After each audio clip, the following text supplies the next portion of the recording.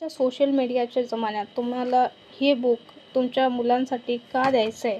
कारण की याच्यात मी सर्व काही मेन्शन केलं आहे. जसं की सोशल मीडिया हे साधन आहे, त्याला तुम्हाला वापरू देऊ नका. कारण सोशल मीडियाचे फायदे तर आहेतच, कारण क्लासरूम, नेटवर्किंग, बिझनेस ऑपॉर्च्युनिटी याच्यातून मिळू शकते. पण त्याचे धोके पण आहेत, जसं की comparison trap, addiction, fake validation, distraction. आणि त्याच्यातूनच तुम्हाला सोशल मीडियाचे साधन कसे बनवू शकतात, जे अनेक जण ते जीवन बनवतात. बट हे एक साधन आहे. लाईक्स म्हणजे व्हॅल्यू नाही आहे. म्हणजे 1000 लाईक्स ₹1 पण होत नाही, पण एक क्लायंट हजारो रुपये होऊ शकतो.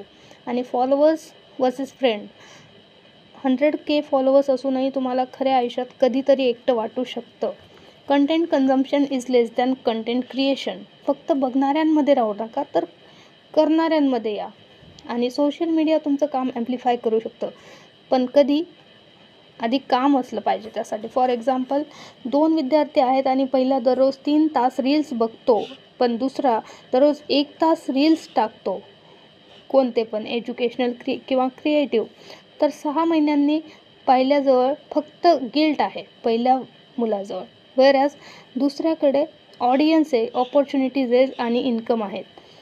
या प्रकारे या बुकमध्ये तुम्हाला सर्व काही ते बघायला मिळेल, जे तुम्ही तुमच्या मुलांसाठी देऊ शकता.